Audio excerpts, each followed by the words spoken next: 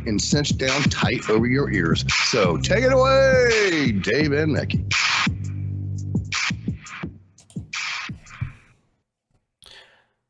This is Dave, and Mecky's absent today. Not sure where he is, but if he's available, he'll join just a bit later on, I'm sure. And fans of the show would know that a show with only Dave is kind of like that show where Krusty the Clown is on air for 72 hours straight, broadcasting from the emergency broadcasting station. And he has a scorpion and a battery, and he says he's singing the Itchy and Scratchy song to intro their antics, and it's they sting, they zap, they sting, they zap. Hilarious. And that'll be me by the end of the 2 hours. I'll have completely lost it. But in the meantime, while I'm still with it, this is David Mecky's Shiny Side Out, coming to you from Australia for Revolution Radio on freedomslips.com. And Freedom Slips is home to unfiltered ideas and great conversations in the chat room, so you can join us while we're on air in the chat room. So go to freedomslips.com, go to the chat room, register or not, I don't really mind, and you create your own avatar, and away you go. When you can chat to us while we're on air. I think that's really cool that you can do that. But Freedom Slips is also a great place to get your merchandise. So do that to contribute to the station. That's the best. Okay, it's one-to-one. So you buy something, you get something in return, not only compensating the station for the wonderful things you hear on it. If it sparks your imagination, or you laugh because they think it's funny, or if it's poignant, or you learned something, yeah, that's when you donate. And that's really woke up to listen to Dave and Mecky, M-E-C-C-I. That's okay, Kathleen. Well done. Thank you for waking up and finding us online. Now, yeah, so the merch, yes, and then I'm just going to let you know that this is show number 549. Crazy. No, it's good. I had to wear it up. So anyway, and yes, this is show number 549. And to keep me sane, those numbers just keep getting bigger. You can find we have an online archive on the station, and it's totally free to get access, and you can download everything as MP3s. It's great because you can binge in your own time. Or you can go to our personal YouTube Shiny Side Out channel, which you'll find on YouTube. And I think it's Shiny Side Out RR for Revolution Radio. And then you've got most of our archives going back for, 11 years or something, except for some that were deleted by YouTube for content that was it was fit for air. It just wasn't fit for the narrative. So they chose it upon themselves to delete it without even consultation. They didn't say, look, you know what, if you delete this little bit, or blank it out or do something, or just don't talk about this topic, I would have downloaded the upload, the live stream, edited it, and put it back up again. But in the old days, we didn't have a copy. It was just straight up there. Now we keep local copies, so just in case it all goes south, we can find another platform. Thank you very much, YouTube. And by the way, I do love the leader and the AI, or all the leaders, and it doesn't matter. Now, because Freedom Slips is such that it's terrestrial, it's through the airwaves that way, it's through the internet, I suppose in waves too. There it is. I know it's just electrons. But you can get it on the ISS or on a Navy ship, because we once found the IP address of a listener who was on board a Navy ship. Won't say which one, and it was years ago. So there's been a lot of ships and a lot of people on board. You're safe, I think, whoever you were that was listening to it. And that is because we're on air online and you can listen anywhere on maybe its smart device. Or if you don't like doing all that stuff with technology, you can simply buy a Grace tabletop digital radio and you can hear it directly there. Now, I know there's tons of different apps that you can use. I think iHeartRadio, there's a whole bunch. Just look for Revolution Radio Studio A and you'll find there is a supporting, if you've got any of the apps, then you can do that. I'm not up to date with which apps they currently have, but if you look for tweets from Revolution Radio, then you should be able to find the apps, because I think they hashtag them all. I shouldn't make a note of it. I used to say it in the intro. The AI. It is the AI, Mr. Rowe. Now, if you missed Solaris' show, you missed a great show. And, well, look, I could say that every single week, and it's true. But in this case, Nish and Solaris had a great show, and that was their Cyber Witch Cafe. Now, I caught most of it, and I just love how free and open their conversation is, backwards and forwards. It's like you're sitting there at the coffee table while they're talking. I think that's really good. Maggie and I kind of have a pointed three-way conversation where the audience is the third member. So we're not just talking to ourselves, but we're talking to the audience and we'll back each other up. But yeah, it's a little difficult. Kind of, when you're on your own, but you have a great partnership, and when you're on your own, it's kind of like the Beatles when they went solo. Yeah, not so good, right? Together, all of their nuances or their creativity that they added together made a greater thing, sum of the whole. But when you're working solo, yeah, you know what? Solaris does a great job. I don't care where she is, and she's just awesome. So if you don't know who I'm talking about, go to the archives and download Solaris's latest shows, or any of the shows, or for that matter, our shows or any other host shows, and you'll find something in there that you like. Now, Mackie and I, we do listen, so we have Revolution Radio on most of the day, and there are some hosts that, I don't agree with, and that's fine. You might. Mackie and I have our own opinions. We try to stay, it's tough to say this phrase out loud, but as factual as possible. We'll read things from the internet where we either agree or don't agree with it, but then we'll also counter that argument as well. If we disagree with it, we'll have an argument why we disagree with it. Or if we agree with it, we'll give you other supporting information. And so our research goes way, way back beyond, from before we had a radio show. And when we met up for the first time, met at work, and, at lunch, just kind of hit it off, and we were talking about all the same things.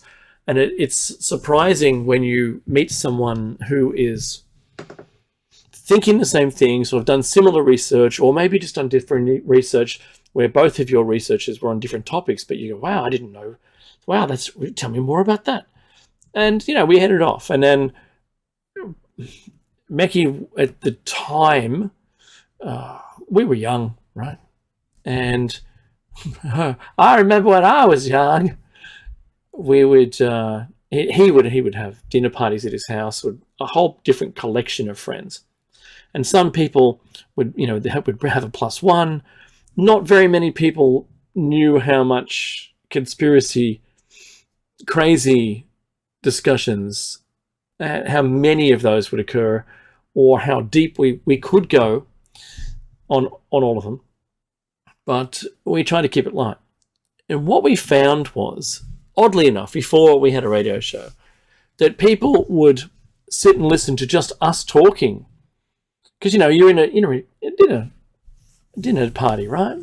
There's maybe 20 people and everyone's having a different conversation. There's people having conversations across in front of you, diagonally, and Mackie and I kind of talking. And then when we got to it doesn't matter what topic it is. Topics are relevant. Mackie and I would be talking about something and just throwing all this information we've just discovered all about it. I mean, this is the era of libraries. libraries, and we were uncovering a lot of stuff, and some correlative information. What do we consider, in the keep pile? What's in the doesn't quite fit pile? And what's in the anomalous pile? It kind of doesn't fit any of this, but you keep that pile alive. Never throw that away, because it might just fit something else. It's like doing a jigsaw puzzle and you go, well, hang on, this piece doesn't match any of the colors, but I'm going to keep it anyway, because the next time you're doing a jigsaw puzzle, you go, hang on a minute, that's that piece. That's the one from the other set that was, I don't know who put that in the wrong one. But anyway, there it is, and you place it in. If you didn't have it, you wouldn't have the complete picture. So anyway, Mackie and I are talking, and away we go. And then we noticed, like, it takes a little while, but then suddenly you realize no one is talking anymore. They're only listening to us. And that was kind of the awakening moment, which we just left alone. And we realized that also people were having, because we heard anecdotally that people would say, oh, wasn't that crazy what Dave and Mackie were talking about in a way home with their +1. And maybe sometimes their +1 would go, yeah, I think Dave and Mackie are onto something with this. Or, aren't they crazy? Natural response to something you're unfamiliar with. And, people only want those 3 things: work, home, and shops. They only want to go to those places and know that they exist, know where they are, and have no change in those. And the rest of the world around does not matter. Nothing matters. Even to the point where you say, if there was a meteor that was going to crash into the planet and kill everyone, if there was, but we discovered it and couldn't get the information out, they wouldn't want to know, because it would affect them, and they don't want to know. Don't tell me. And because I have some friends who said I'd probably just live life as normal. I get probably really drunk that night, but I wouldn't really care, because maybe I'd go closer to it, so it'd be over quicker. Wow. That's not the fighty attitude that I expected you to have from you, but, that's all right. Each to their own. I'm never going to sway you. The other thing that Mackie and I realized was very tough, which was the stepping stones that we had to path ourselves to our current position, looking back at what the trail that we had to walk to get there through knowledge points, wasn't something that was easily communicable with anybody, because their stance was so many pieces of information away that you would drown them in 2 things. One, the sudden shock that the thing was whatever it was, not saying what. Number 2, you could only walk them one step from where they were to where one step closer to you, and say, look, all right, so what do you think right now? And they say blah, blah, blah, right? And so if it was, let's just pretend it was JFK. All right, so JFK shooting. So what do you think, you ask? And they say, well, Lee Harvey Oswald, from the book repository. And you go, yeah, cool. So how many shots did he take? I don't know. Right. So what was there was a jury, right? There was a court session to decide what the method of death was, and you go, yeah. They go, yeah. And I said, well, what was it? Oh, it was the magic bullet. You see, it went through him, came out, loitered for a few seconds, then came back into him. And you go, yeah, that's nice. And a jury decided that, didn't they? They go, yeah, right. So what do you think's wrong with that? Because you can't tell them what's wrong with it. And they go, well, I don't know. I mean, it was agreed. Really? Okay, well, let's start and just break it down for a sec. What do you think loitering, the bullet loitered for a few seconds before re-entering his body again? I don't know. I'm not a ballistics expert, says the person. Well, neither am I, but in a few seconds, a bullet doing, 300 meters per second after it's already come out of someone, that's a long time. Like, that's going to go way away, then come back in. And for a moving vehicle, that's a pretty unlikely shot, don't you think? Yeah. And you go, well, you look that part up. and then see where you get to. And we've seen a lot of things born out of that as a result. One was we all knew about the grassy knoll. So the shot came from there, not from Lee Harvey Oswald. And that was maybe a ruse just because you'd never find that out. Then some really interesting footage came about which doesn't look real, looks more doctored, but, who's to say, but there's still 2 seconds of footage missing anyway, which shows the actual thing that happened. And that is that the driver was supposed to have turned around and shot him. Interesting. Why did all the security step off it right before this event took place? And they go, I don't know. Well, you can see one guy touch his ear, because that's where the radio mic goes in, and he's like, what? And then he orders them all to get down, and they're like, what are we doing that for? And then the shot takes place. So it looked like it was actually organized, and it was known only by a certain few. Can't say who, don't know more. And then you have to start questioning the whys. So was it that he was talking to Marilyn Monroe, having an affair? Was it that she was supposed to have known secrets, and that's why she was taken out? I'm just saying, whatever you think is the reason for all of those, and this is when you're having that conversation with the person, I've already said too much. So the poor person who only just believes the history, what was in the media, the narrative that was prescribed by the government at the time, and now we've moved on all these years later, decades later. Why are we questioning it? Oh, because it's a really tremendous example of a conspiracy and a cover-up, and more than one.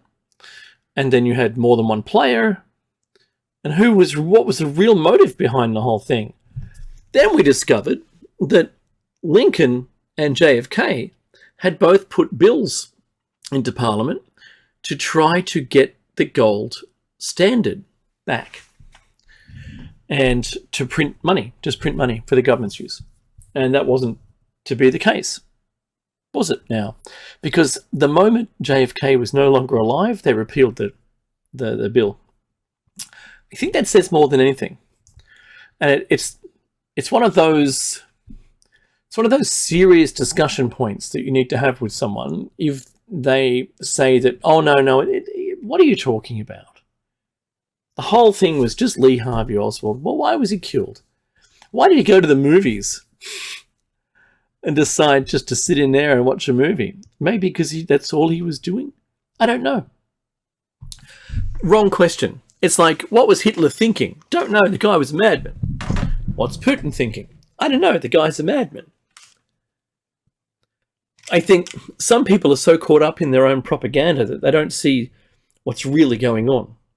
You could convince someone with all the windows shut and all the blinds closed that it was daylight, but when you go outside, it's nighttime.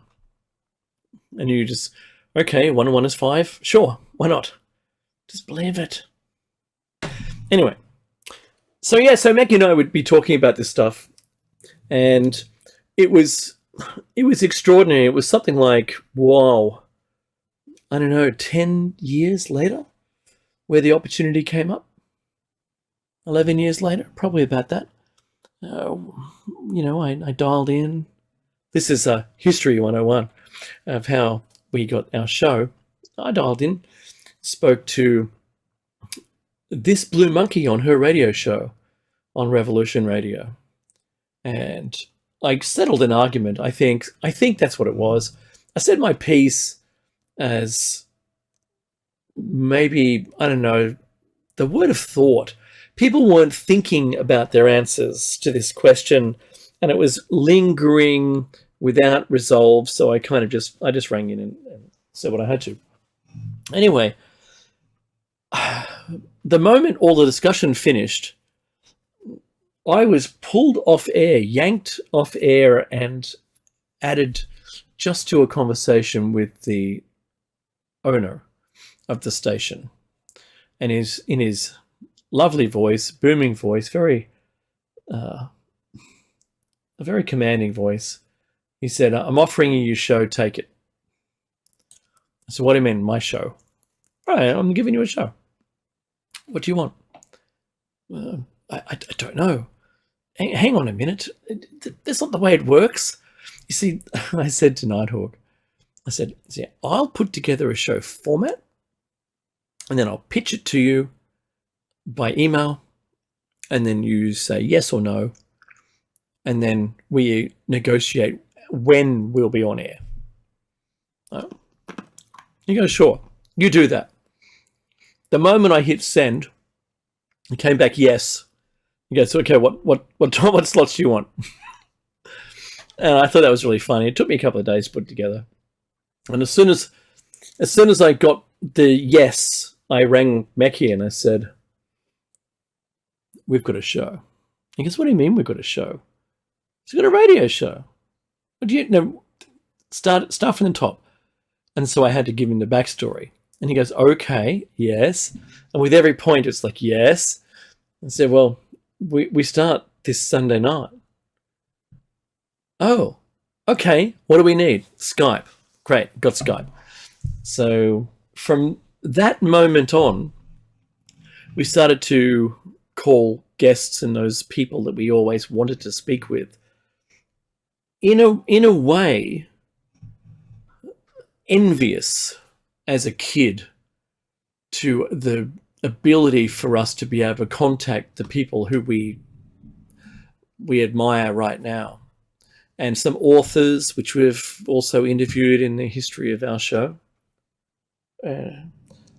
people on television in the genre that I love so much, in the UFO genre, and to call them up or email them, right? You email them, make contact with either their publisher or with their production company, or just directly with them, as you can these days anyway with social media. So look, interested in doing an interview, if you've got some time, this is when we go live, this is the show, that's what we talk about. You're totally respected on the show. This is not a beat up, or not a stitch up, as we say in Australia. And yeah, anyway, to have that, if I had that when I was a kid, if I was doing a book report as like an essay on what I thought about the book and where what were the protagonist, what was the protagonist like, what was the motive, answering some questions, this versus that, compare and contrast, and tell us more about this book. What was the real meaning behind it, even though it was never kind of stated. And then so there might be 4 different plot lines and how they all work, and so you get some micro plots in there. Anyway, if I had the opportunity to actually ring the author and go, who's hopefully still alive, though most of the books we read at school were, they were long gone. Like the Shakespeare, oh no, it couldn't possibly. And it's in the end, to be able to do that and have that awesome opportunity, it was kind of like Bill and Ted's Excellent Adventure, or because they just did their report using the actual people from history, which is fantastic. What we're doing now is, Becky and I, we've got some great people coming up. They're just a bit too far away to advertise the date yet. One of them is Duncan Rhodes. So he's the producer and editor of a great magazine in Australia, which was banned in America for some reason, which we'll get to the bottom of that, if he's allowed to talk about it, of course. And there's some others. We're attempting to get someone who'd been on a quest for something. We interviewed before they went on the quest, and they were like a Bigfoot hunter, but in Australia. And once they came back from their quest, they just clammed up. And we want to know more about why they aren't allowed to talk to the media any longer. But they were looking for the thylacine, from what we understand, what the premise was. And so that amazing opportunity has given us more knowledge than we could have ever gained just reading an article, fake or true article, by the way, and trying to disseminate what was real, what wasn't real. And that's why, look, I have many conversations. One of my friends who does listen to the show, and I'm not able to determine today if my friend is listening to the show. I don't know. They could be under a different pseudonym in the chat room. But if my friend is listening, say something in the chat room so I can tell who you are. Yeah, so one of the things that I get questioned about all the time, and something that's entirely obvious with my friends, is when they only have a single news source. Now, I'm sure as you know, a Revolution Radio listener, you're already across what I'm saying. But it's so disappointing when someone says, "Oh, did you know about this?" And you go, "Yeah, actually, yeah." It doesn't matter what it is. And they go, "Oh, yeah, so what do you know about, what do you think is going on?" I go, no, you tell me, so I know where they stand. So I know whether they're a Fox News, CNN, a Sky, BBC, that's on one side, or they're the RT, the Yandex, the Al Jazeera, or even, what's the other one? Sputnik. Right? Well, I don't know. I don't know which news outlet they follow, because they're all kind of slanted a little different. And it's complicated, to be honest, if you only watch one of them, because then you get what's called inherited opinion.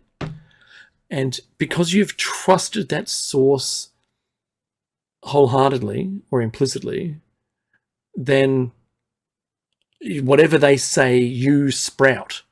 It's like if I'm talking to my father, who, because I'm in the center, I try to be a commentator and balanced, and I don't like specifically any party. It doesn't matter what country you're in. And I know today there's the elections in Italy. I don't know what happened to that porn actress or whoever it was that was in power there a while back. But I hope whichever way it goes, it's for the people, which is never the case, because I think we lost our true democracies a long time ago for many different reasons. But when your democracy ends up favoring big business, but big business is the one who's actually driving the decisions of the government, wow, hang on a minute. I remember the term. It starts with F. It's not a rude word. Fascism. Yes, that'd be the one. When the people's strength as a people, as a mass, who are really who the government is supposed to represent. I mean, isn't that elective representative government? Isn't that what that's supposed to be? Otherwise, you can have an autocracy where it doesn't matter. I don't care what you say, and I don't care what big business says. I want the government to make all the decisions on its own without any other input. Just do what I say. Now, that's an autocracy. When you end up with a set of rules for the autocrats, or for that elected or non-elected, like kingdom, or in the autocracy, anyone of the elite who drive the decisions. So in some countries, you allow people to walk the halls of your parliament buildings, and they get in the ears of people to get favors, to get things done. And however that happens, whether it's by hook or by crook, it gets done. So usually to the favor of the person who is making that change or presenting that within your government. So I'm saying government because it could be, what we see in the media right now. I love the word regime. It gets thrown around so often, it's not funny. So if you don't like the operation of another country, you can just call it a regime. Yeah, but what position have you got to call them a regime is a great a great observation to make. So if you were the Shirley Temple dimpled government doing all the right things, and your country was doing wonderfully, and you had tons of internal manufacturing, and you could close the border and it wouldn't make a lick of difference to your country, but you allow your people to have imported goods, but you have to have some tariffs or duty to protect your local manufacturing in case that's super cheap, but it never is, right? It's always for luxury goods, because if you have a prosperous economy, people want, just by nature, to be able to move up the social ladder, because that's kind of inbuilt in us. I don't know why, but it is. Unless, of course, I think it's part of this prosperous society thing, because the evils of this is mentioned in a native American Indian, native people's first people, I suppose. But really, if you look at the timeline, they're not the first people, but they were there anyway. When they say that story about the hunter, who, if you work in a collective of people, a small community or communal collective, so you have people who hunt, people who forage for food, berries and tubers and grubs under the ground. That's more Australian native. But if you're digging holes to get ferrets out, or whatever country you're in, so the hunter goes off, and one of the hunters is better than everybody else, but he considers himself better, and he does supply more food, but then he wants more food as a result of being better. In that lovely tale, because it's a great tale of separating away from that communal thing where everyone just contributes all the things they've got into a big pile and everyone shares it equally. Don't call it communism already. I can hear you calling it out. But in a tribe, a small community group of people, that's how you're supposed to work. So if you all farm, the person who farms the most doesn't get the most food. It's just more prosperous. You're adding to the benefit of your group's effort. And that's what that's supposed to be. But in this one tale, where one person starts to get too greedy, just decides themselves better than everybody else, and therefore they deserve more, and they want to lead everybody. What? Really? It's inherent in us to not ignore it, to be aware of it, and we shouldn't be knocking down any monuments for the people who became that. I don't think we should, and we have to always have reminders of where we've come from. And so I'm not a woke person who believes we need to change everything by deleting it all, because if I learned anything in the last 55 years, it is that we only know where we're going by knowing where we started from. And that's really important. Where we started from is all of our past. It's warts and all past. Very important that we keep that. And I think what they did, what probably the three-letter agencies were able to successfully do with plants inside people who were awake was change the term to woke, separate, like divide and conquer.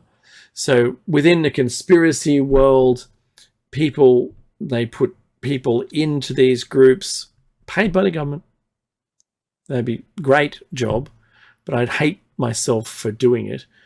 And that was using just fake rubbish to get people to buy into that fake idea.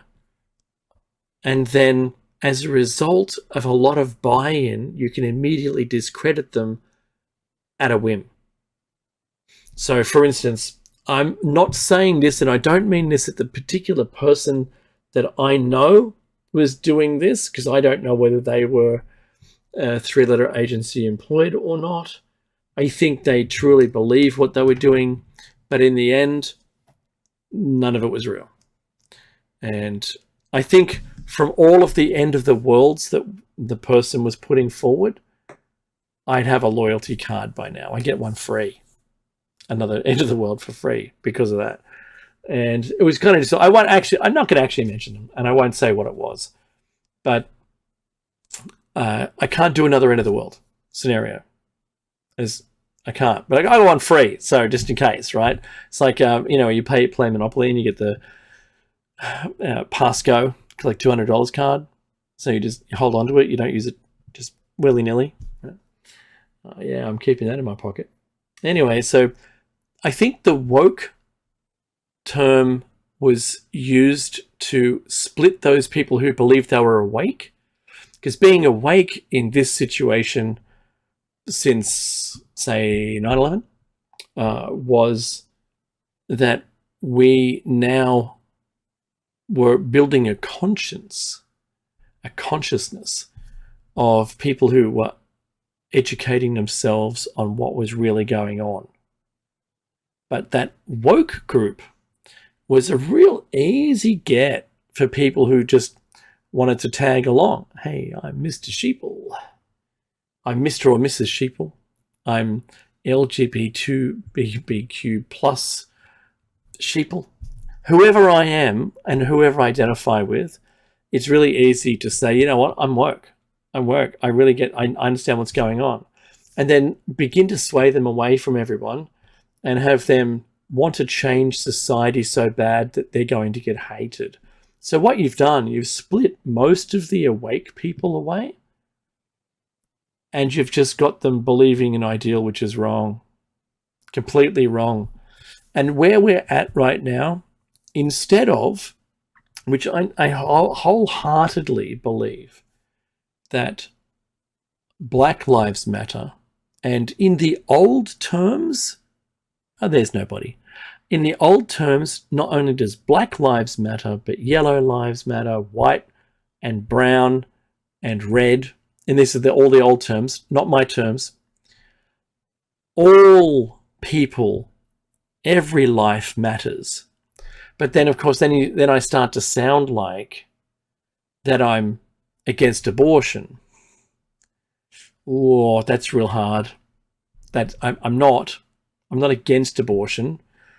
Now, in the prior 5 shows, we talked about the animal-human hybrid experiments where they were talking about 14 days or at the first heartbeat that you could terminate basically just a lab test. You've got a test situation, you're growing cells to see if they're going to, you can throw some human DNA into a sheep or a cow or whatever it is, and they considered 14 days enough. That was it. After then, you couldn't keep it alive. Because what I think they were more afraid of was what it would turn into. But that same question was raised, well, why can't we just let it see to term, to see what it does look like, to see if it's smart? Can't we test it since we've given it human DNA? Can't we see if it's better? Surely it's better. And there were so many problems with those questions that we believe, I believe, Mekhi said that he stated he believed this too, and that is that if as a people we ever knew that they were keeping these to term, there'd be strife, there'd be an uproar. If they survived that and became born, for example, then there'd be even worse strife. And what countries would be doing this underground?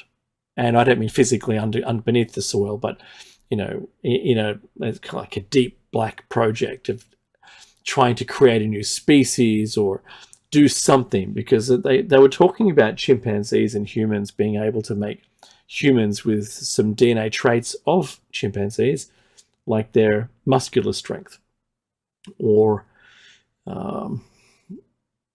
doing, canine human or pig human, so we get more the ability to be able to have more transplants from them. But right now we've kind of skipped all of that anyway, because Now with a 3D printed lattice of an actual heart, for instance, they can now grow your own DNA on it, and the lattice dissolves, and then you can have that implanted in you.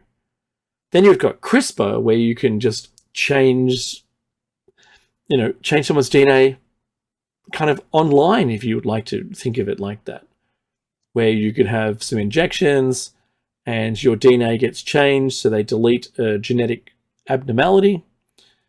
Done. Now you don't have that genetic abnormality anymore. And they're working on that. This is Pfizer and Beam. They created a company, and they're currently openly doing tests on this using mRNA to deliver that changing strand. And you've got to get probably a lot, like if you're not just a newborn.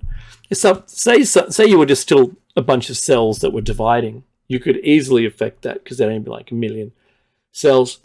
But if you've got a quadrillion amount of cells in your body, that's a lot of RNA that they're going to have to give you in treatments over months or whatever for that to totally disappear.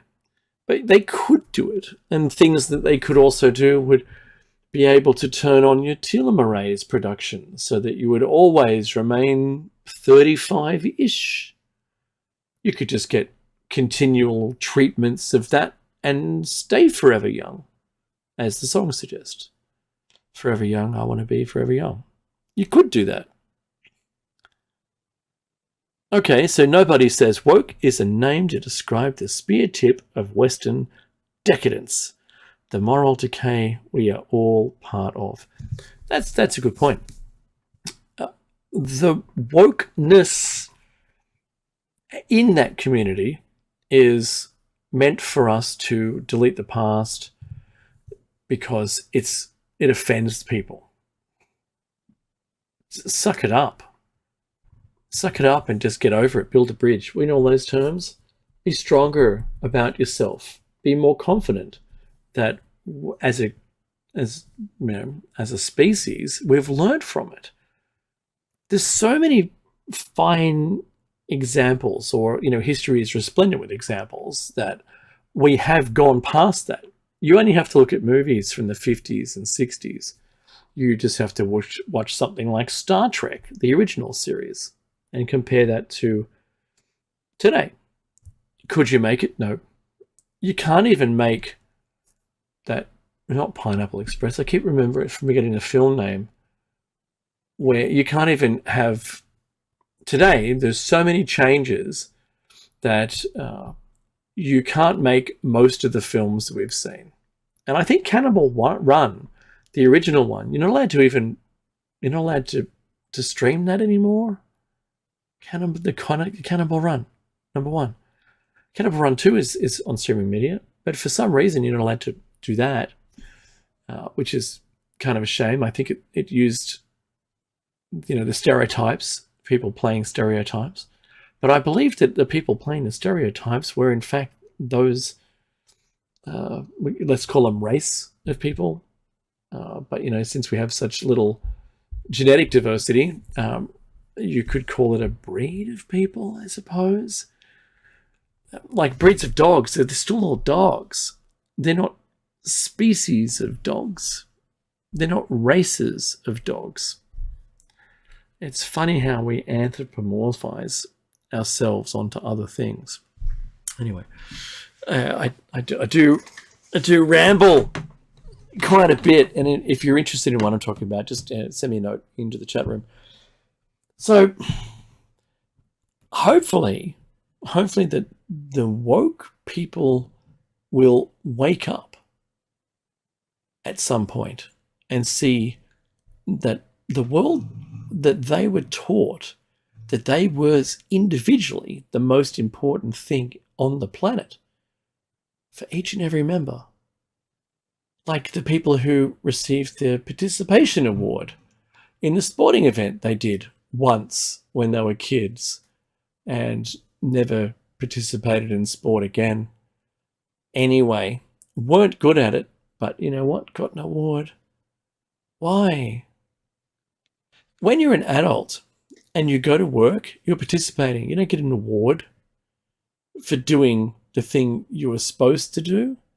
You might get recognition if you go above and beyond. It's kind of like a sporting star getting, the best and fairest award, for instance, something similar in whatever specific field, or getting a podium somewhere, or getting, seventh in the world, or for all the other people that didn't get it, they've got personal bests, but you don't just get a medal for turning up and attempting it. So right now, the pronoun thing is driving me spare. I respect people's choices, don't care. I don't need to know. I don't need to know how you identify yourself, because I'm just going to talk to you as a person. And hopefully you still identify as a person, because I don't want to make that mistake again. Imagine talking to someone. They sting, they zap. They sting, they zap, they sting. Zap, zap, zap. Sting, sting, sting. Yeah, the Scorpion and Battery show. So for the people, so nobody in the chat room popped the image, the very image that they entered with as in conversation, saying that when I'm on my own, I'm kind of like Paul McCartney on his own from the Beatles, and the music just is so. But together as the Beatles, they were awesome. So apologies, still Meki isn't here. I believe that he was flying somewhere. He wasn't available today for the show, but for next week he should be. So I think he comes back later, and he's overseas, I think. Just think. Well, I'll get some more detail on it for Tuesday night, hopefully, and we'll find out where he was, if you can catch Meki and I on Tuesday night for Plato's Cave, and Thursday night as well for Plato's Cave. I should make next Sunday, but I won't be here the Sunday after or through the week, because I'm going to Bathurst for the Bathurst 1000 race, and I'm totally offline for that experience. And yeah, it's camping on a mountain and watching a race. But there's many support races and things that go on, and lots of driver signing things and events, and talking to the drivers themselves and the teams, and looking through all the cars. And so I'll be quiet. I'm just a big fan, just a fan. I'm a fan. It's good. I've been the moon. Sorry, I can't help myself. If I hear the word crazy, it's a trigger word, and I just can't help myself. And you know what? I feel for the person who has to listen to me, has to endure me doing Christopher Walken in a social setting when they've gone, oh, wow, isn't this crazy? Uh-oh, trigger word. And then I'm off. I'm off doing Walken for a while. Yeah, it's not good. I really need to rein that in, I think, somewhat. I don't want to do that in the wrong context. I don't know when the wrong context is. My brain has the wrong context turned off. I think they removed the chip when I was born. Because, when I was a kid, I was also tested. I was tested. The uncle came around, who wasn't actually an uncle, and he wasn't related to us at all, not even in the slightest. My parents said, oh, this your uncle's going to talk to you for a little while. If he's got questions, just answer the questions. So I did. It was like an hour and a half. Jeez, it just kept going. And by the end of that, I'd learnt that he was a child psychologist, and he was in the teaching profession, but wasn't a teacher. He was an analyst and was at university, but within that profession, and he diagnosed children and whatever traits they had, and made recommendations appropriately. Very funny, very funny. At the end of it, when he'd left, and I'd kind of done quite well, I got all the questions right. I didn't pay a lick of attention to him, really, because I was bored out of my mind. He talked really slow, couldn't stand it. Oh, but I think it was all part of the test. You see, it was all designed into the test, because talking slow will interrupt someone who, like, aggravate someone whose brain is like 1,000 miles an hour. And I'll tell you, that's where I was. So creative, and I couldn't stand to listen to someone talk slowly. But anyway, that was funny. So my parents sat me down after he'd gone, and he'd prepared his report. Well, I don't know how long later. Let's just say it was the next week or something. And they said, look, we've spoken to the school, and we'll give you a choice. You can go up to the next grade above, or just stay where you are.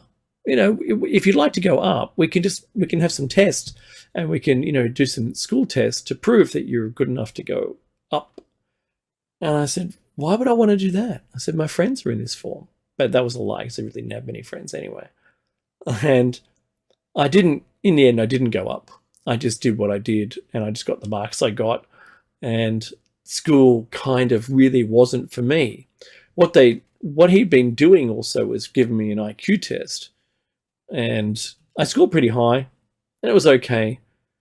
But I wasn't the academic that some of my friends were. So when you hear my speech is rather simple, and I don't use too many long words. I do think very heavily about how I communicate. And the words that I do use, I have chosen rather well, with a lot of thought behind each and every one of them. And so I tend to not say something accidentally. So that of the people that I've heard today in the media, there are few that I totally admire for the same skill, of where they've, out of all the words to describe something, they've chosen that one. And they'll do that within the sentence, in the formulation of their paragraphs, and be able to maintain a very structured argument. And one of those that does rather well, whether you believe what he says or you agree with what he says. You should believe what he says, because he believes what he's saying. But he does it really accurately, and that's Jordan Peterson. I think he has the most educated retort to any question that you'll ever hear posed to him. And whether it's up to you whether you believe him or not, or whether you want to listen to him or not. And I really don't care.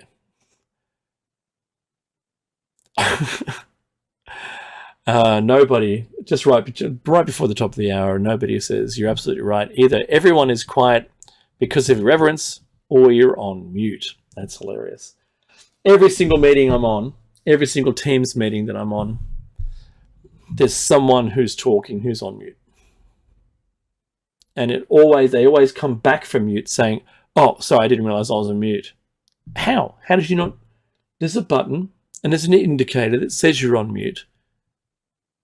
Glenn Greenwald. No. So, yeah, it's quite obvious when you're on mute. It really is. Don't do it. I like the seance. Look, if you can hear us, give us a sign. Type into the chat if you can hear us. I love that. It's kind of like a seance. Anyway, this is the end of Dave's solo. Prepare yourself for the next hour on Shiny Side Out. This is episode 549. There's only a very short break between now and when we commence after the top of the hour. So take the break to donate or go to the toilet or whatever you feel is appropriate, and I'll see you on the other side. If you're listening to this on YouTube, there's a new stream that comes off the back of this. This one ends in seconds.